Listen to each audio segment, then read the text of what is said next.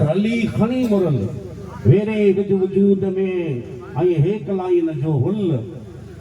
जे आही पान अमल तू छो पिने तो पेनारन का तो वली बनणू को आसान न है। अने महान एकड़ा संत थई या संत कबीर ऊप चेंदा के साधु कहावत कठिन है लंबा पेड़ खजूर कि साधु बनणो तो औखो है बोरो। साधु कहावत कठिन है लंबा पेड़ खजूर चढ़े तो चाखे प्रेम रस जो गिरे तो चकनाचूर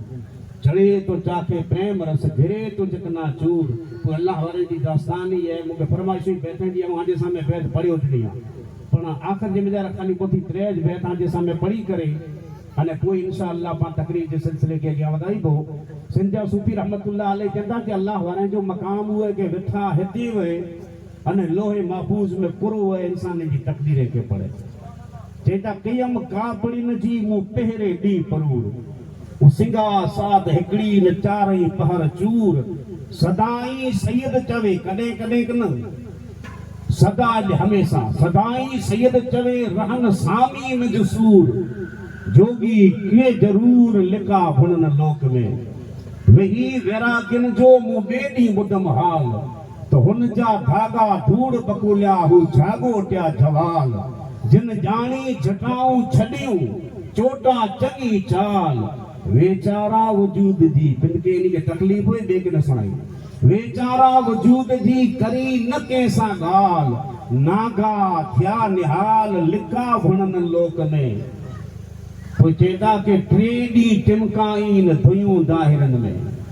मेड़ियो किरज काठियूं क्या जोगी जलाइन संधियूं खामण खबरूं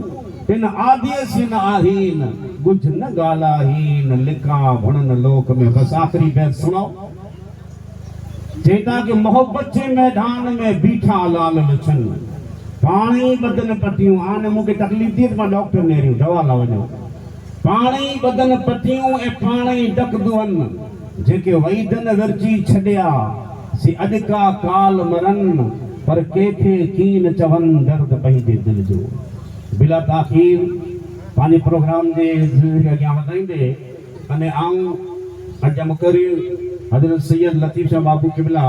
जंहिंजी बारगाह जे वेझारा दावत सुखंदी आहे कि पंहिंजे समय अची करे अने पंहिंजे दिले खे मुंहिंजी तकरीर से मुनव्वर नफ़्ज़ल्लाह फरमाइए आप जो नारे